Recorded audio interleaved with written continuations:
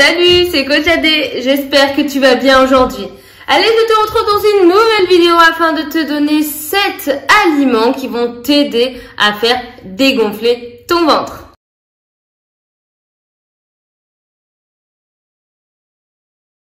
Donc je vais te faire découvrir aujourd'hui les 7 aliments qui peuvent t'aider à faire dégonfler ton ventre. Oui, mais le 7e aliment que je vais te donner, ce sera un petit peu mon secret, mon point bonus, un petit peu moi ce que je fais pour avoir un ventre plat tout l'été, même si je mange cheat meal sur cheat meal. C'est vraiment l'aliment que j'affectionne et c'est vraiment un petit peu mon produit miracle entre guillemets.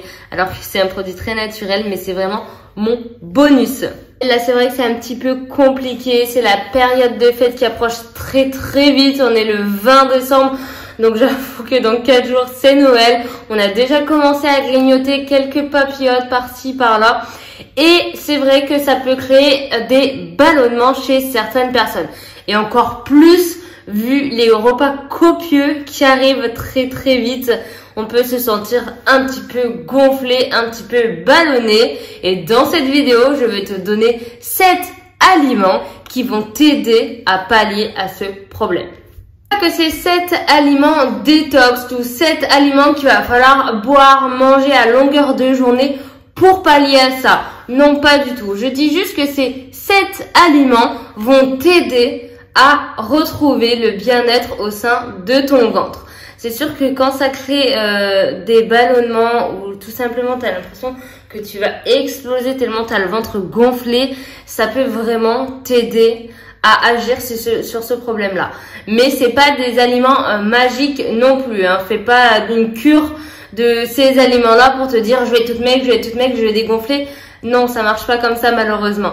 Va pas surtout te mettre en carence pour des bêtises. Le premier aliment, franchement, il est quand même hyper simple. Ça reste les asperges. C'est vraiment un aliment dit magique. Entre guillemets, encore une fois, si tu le mélanges pas avec de la mayo, bien évidemment. Mais si vraiment tu le manges comme ça, ou même des soupes d'asperges, c'est juste incroyable. Les bienfaits, de l'asperge sont hyper importantes et se jouent beaucoup au niveau abdominal. Donc, si tu es un petit peu gonflé ou ballonné, je te conseille de prendre 3-4 asperges en entrée. Tu verras, ça va vraiment t'aider. Les asperges vont vraiment t'aider à diminuer ces ballonnements-là. Ensuite, un second aliment qui marche vraiment bien, c'est la betterave. C'est vrai, on n'y pense pas souvent, mais la betterave, ça a vraiment des bienfaits au niveau du ballonnement. Donc, tu peux vraiment manger ça, par exemple, sous forme de petites salades en entrée. Tu mélanges 3-4 betteraves tranquillement. Si tu veux mettre un petit peu d'asperges à côté, tu peux, et derrière manger tes pâtes, ta viande, etc.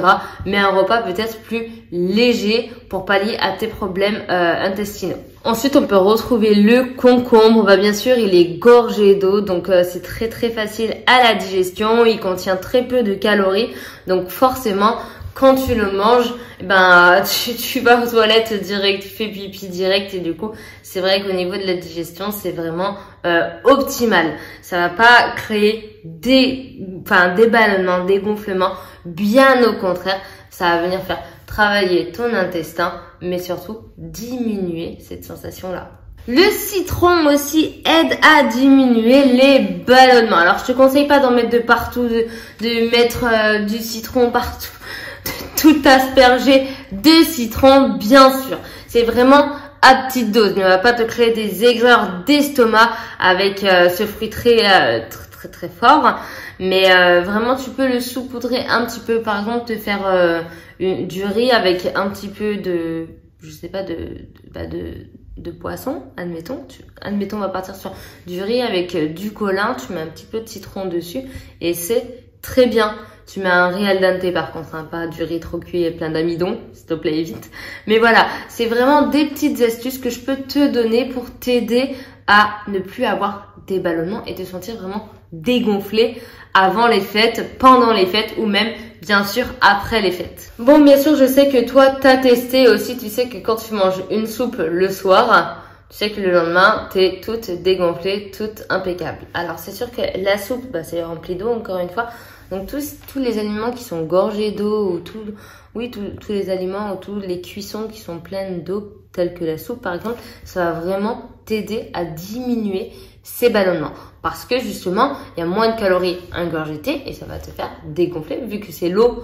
L'eau, tu vas forcément aller aux toilettes ou elle va être utilisée pour autre chose. Et du coup, tu auras la sensation d'avoir le ventre complètement dégonflé. Mais non, ne me fais pas une cure de soupe avant les fêtes ou même après les fêtes. Non, ne fais surtout pas ça. Je te dis juste que boire une soupe de temps en temps, tu peux même mettre des biscottes par exemple à côté ou te faire un petit sandwich avec de la viande, etc. Ça peut vraiment t'aider si tu te sens vraiment trop mal au niveau de tes ballonnements et tes gonflements. Ah, le thé aide énormément à la digestion et aux problèmes de ballonnement. Donc c'est très important de boire du thé, mais pas que. Du thé ou des tisanes, j'entends par là, parce que attention au thé, il ne faut pas en boire trop par jour, surtout quand on est une femme, parce que ça nous met en carence de fer. Donc si c'est pour avoir un ventre plat, ok, mais se retrouver en anémie, non, c'est pas la peine non plus. Donc déjà, je te conseille de boire plus des tisanes que des thés. Même là, moi je bois pas de thé, j'en bois jamais de thé, je bois que des tisanes parce que comme ça je sais qu'il y a un risque minime au niveau de mes carences en fer. Donc c'est mieux. Thé, encore une fois, tout thé, toute tisane, tout thé, thé vert, thé machin, pamplemousse, tout peut t'aider au niveau de la digestion. Donc c'est bien de prendre un petit thé après le repas. En plus tu sens que ça fait glisser. J'entends des fois, oh là là, je prends un thé, ça va me faire glisser. Oui, c'est vrai. Et du coup, ça va surtout t'auras surtout l'impression d'avoir le ventre rincé, propre entre guillemets. Alors que non, pas le ventre plat, propre, etc. Mais ça va vraiment t'aider à la digestion et c'est vraiment une petite astuce hyper simple. Après, ne sucre pas ton thé ou ta tisane, ça ne sert à rien du tout. Si en plus tu fais ça pour pallier à tes gonflements, mais que tu le sucres, ça ne sert à rien. Si tu prends une tisane, prends-la sans sucre. Vraiment une vraie tisane.